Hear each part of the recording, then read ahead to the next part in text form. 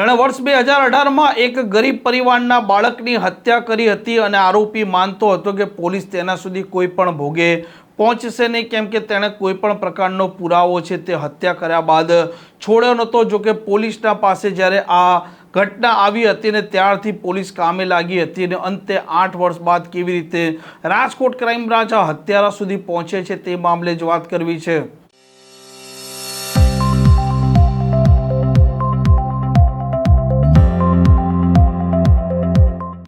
નમસ્કાર, આપ જોઈ રહ્યા છો હોટલાઇન ન્યૂઝ અને હું છું આપની સાથે તોફિક ગાંચી। રાજકોટના અંદર વર્ષ 2018માં એક ઘટના બની હતી જેમાં આંજી ડેમ છે, ત્યાં આંજી ડેમ પાસેથી દાટેલી અવસ્થામાં એક માથું મળ્યું હતું જેનું ધડ નહોતું અને પોલીસ પણ એક લાંબા સમયથી તપાસ કરતી હતી કે આ કયું બાળક હોઈ શકે અને કોણ તેનો હત્યારો હોઈ શકે। આ મામલે વર્ષ 2018માં ગુનો દાખલ થયો હતો અને પોલીસે અલગ અલગ દિશામાં ખૂબ તપાસ કરી અને અંતે તેમને વિગતો મળે છે વર્ષ 2026માં અને અજમત મોલ્લા છે તેણે હત્યા કરી હતી। આરોપી બંગાળથી બાળકો છે તેમને ગુજરાતમાં લાવતો હતો, મજૂરી કરાવતો હતો, તેમના પર ત્રાસ અને અત્યાચાર ગુજારતો હતો। જેવી રીતે તેનું પાપ છે તે ભરાઈ ચૂક્યું છે, તેનો ભાંડો ફૂટ્યો છે, તે મામલે રાજકોટ ક્રાઇમ બ્રાન્ચના જેસીપી ચૈતન્ય માંડલિકે શું કહ્યું છે તેમને પણ સાંભળો। પોલીસ ટીમની મહેનત, અધિકારીઓનો પાઠપુરાવો અને ટેકનિકલ જે સાયન્ટિફિક એવિડન્સીસ છે એ શું કરી શકે એનું ઉત્તમ ઉદાહરણ રાજકોટ શહેર ક્રાઇમ બ્રાન્ચ એસઓજી એમને પૂરું પાડ્યું છે। 2018માં એક નાના બાળકનું માથું મળ્યું હતું નદીમાં, ધડ વગર હતું।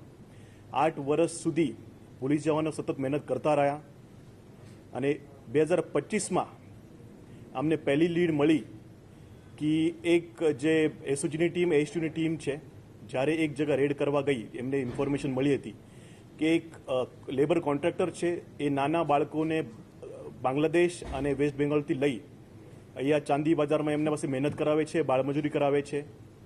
જ્યારે એસઓજી અને એસટીયુ અને ક્રાઇમ ટીમ ગઈ ત્યારે એમને એક આરોપી મળ્યો, એમનું નામ અજમત મોલ્લા હતું અને જ્યારે બાળકોના ઇન્ટરવ્યૂ કર્યા પછી ખબર પડી કે બહુ ત્રાસ આપતો હતો, બહુ એમને પરેશાન કરતો હતો અને છોટી છોટી બાબતમાં એમને મારતો હતો।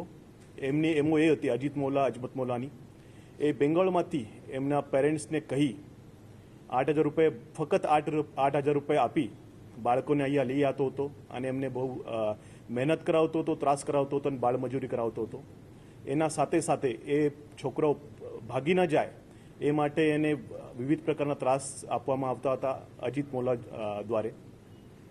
અને જ્યારે ઇન્વેસ્ટિગેશન કર્યું અને કડક પૂછપરછ કરી ત્યારે અજિત મોલ્લાએ કન્ફેસ કર્યું હતું કે હું એક છોકરાનું મર્ડર કરી નાખ્યું છે, પણ મર્ડર ક્યાં કર્યું, કેવી રીતે કર્યું એ કબૂલતો નહોતો। પણ ક્રાઇમ બ્રાન્ચ, એસઓજી અને એસટીયુની ટીમે સખત મહેનત કરી, લગભગ 30થી 35 રાજ્યોના સીઆઈડી ક્રાઇમના મદદથી જે પણ 7 થી 15 વર્ષના બાળકો છે એમના ડેટા એમને ભેગા કર્યા।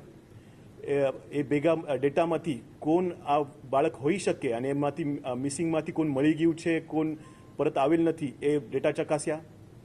એ ઉપરાંત એમને જે ક્રેનિયલ સુપર ઇમ્પોઝિશન છે, જે ફેસ રિકન્સ્ટ્રક્શન એમને કહે છે, એ ટેકનોલોજીને યુઝ કરી એને ફ્રેશ જે ચહેરા છે એને રિકન્સ્ટ્રક્શન કરવામાં આવ્યું અને એને ફેશિયલ રેકગ્નિશન ટેકનિકથી સરખામણી કરવામાં આવી। ત્યારે લગભગ અમને ખબર પડી ગઈ હતી 2026ના શરૂઆતમાં કે જે છોકરો, જે બોડી મળી હતી 2018માં, એ જ છોકરો એ ગુમ થયેલો છોકરો છે, બેંગોલમાંથી આવ્યો હતો અને લગભગ જે 20 છોકરાઓ આવ્યા હતા બેંગોલથી એમાંથી એક છોકરો મિસિંગ હતો, એની જ બોડી હશે એવું અમને પાક્કું ખબર પડી ગઈ હતી।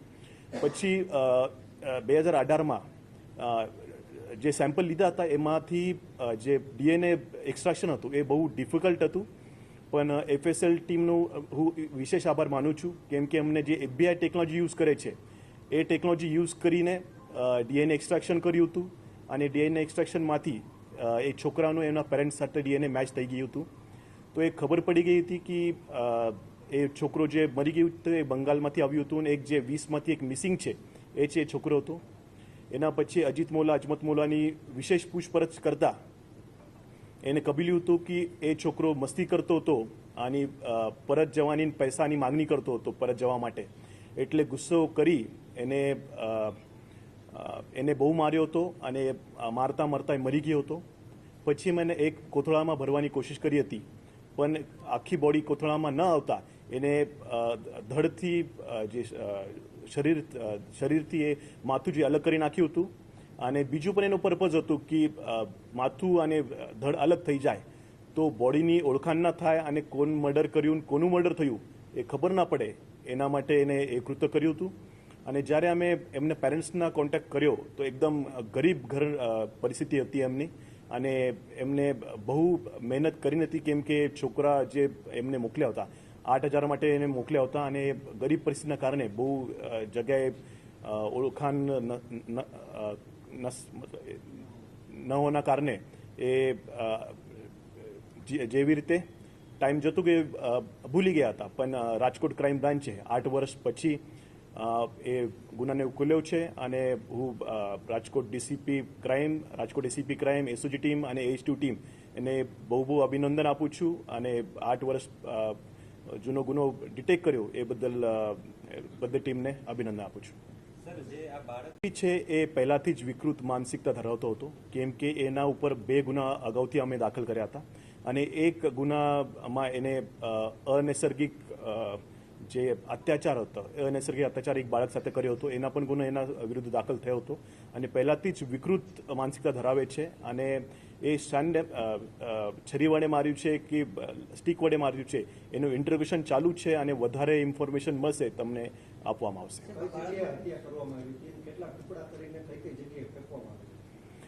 એ જે જ્યારે બાળકને એને માર્યો, એ મરી ગયો, એના પછી એને 2 ટુકડા કરવામાં આવ્યા હતા, અને માથું અને એને અલગ અલગ જગ્યાએ ફેંકવામાં આવ્યો હતો. અત્યારે જે ડિસ્કવરી પંચનામા છે એ અમે કરવાના છીએ, અને હોપફુલી બીજી જગ્યાએ જે કહે છે એ જગ્યાએ અમને ડિટેલ્સ મળી જશે.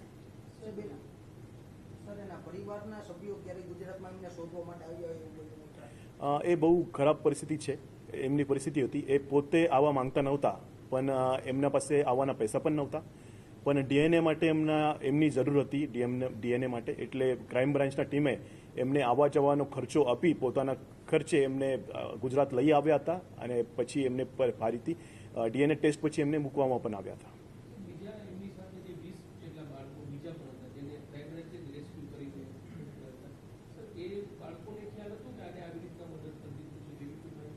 અ 20 જે છોકરાઓ હતા એમાંથી એક ગુમ હતો, અને 19 જે છોકરાઓ છે, 19 છોકરાઓને એને એવી રીતે એને કહ્યું હતું કે એ છોકરાને હું પાછો બેંગોલ મોકલી દીધું છે, એવી રીતે એને કહ્યું હતું.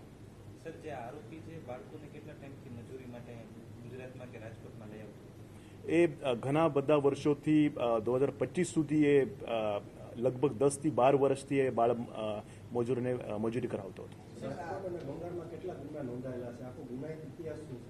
એને 2 ગુના એમને નોંધાયેલા છે. એક બોન્ડેડ લેબરનો જે કેસ છે એ બેંગાલમાં એમને નોંધાયેલો છે, અને એક જો પોક્સોનો કેસ છે જે અનૈસર્ગિક જેને વ્યવહાર બાળક સાથે કર્યો હતો એના માટે એક ગુનો આપણે રાજકોટ સિટીમાં દાખલ થયેલું છે. ઘટના સમયે બાળકની ઉંમર 14 વર્ષની હતી, 2018માં. સર, આ બાળકો જે રાખવામાં આવ્યા હતા તેની સાથે સાથે અન્ય પણ કોઈ બીજા બાળકો તે લેવીને બીજી જગ્યાએ રાખવો એવું કોઈ તપાસમાં ખુલ્યું છે કે માત્ર રાજકોટ જ કામ કરતો હતો કરાવતો?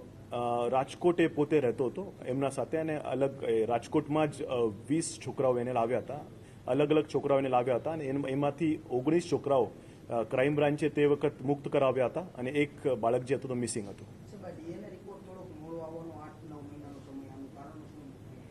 ડીએનએ રિપોર્ટ સૌથી પહેલાં તો એક્સ્ટ્રેક્શનમાં જ બહુ એમને તકલીફ પડતી હતી. જે નોર્મલ ટેકનિક હતી એનાથી ડીએનએ એક્સ્ટ્રેક્શન થતું નહોતું, પણ સ્પેશિયલ રિક્વેસ્ટ કરી જે અમારા એફએસએલના સાહેબ છે, સંઘવી સાહેબ, એમને સ્પેશિયલ રિક્વેસ્ટ કરી એ એડવાન્સ ટેકનોલોજીથી એક્સ્ટ્રેક્શન કરવામાં આવ્યું હતું, અને રિપોર્ટ લેવામાં આવ્યું હતું. ટ્રાન્સપોર્ટ વોરંટથી તો એને લઈ આવ્યા છે. હવે રિમાન્ડ જે છે કોર્ટમાં એમને પ્રોડ્યુસ કરવામાં આવશે, અને મેક્સિમમ રિમાન્ડ એમનું માંગવામાં આવશે. અમારી ડ્રાઈવ લગાતાર ચાલુ જ છે. બોન્ડેડ લેબરની પણ ચાલુ જ છે અને બાંગ્લાદેશી નાગરિકોની પણ 5-6 દિવસ પહેલાં થઈ હતી અને લગાતાર અમારી મહેનત ચાલુ જ રહેવાની છે. અને 2022માં પણ અમારું એક અનડિટેક્ટ મર્ડર છે, એના ઉપર પણ અમે આપણી મહેનત કરી રહ્યા છીએ. આ પ્રકારની ક્રાઇમ સ્ટોરી માટે હોટલાઇન ન્યૂઝ ડે ચેનલને લાઇક, શેર અને સબસ્ક્રાઇબ કરવાનું ભૂલતા નહીં. નમસ્કાર. આવા પ્રકારના વિડીયો તમને જોવા ગમતા હોય તો હોટલાઇન ન્યૂઝ ચેનલને લાઇક, શેર અને સબસ્ક્રાઇબ કરો.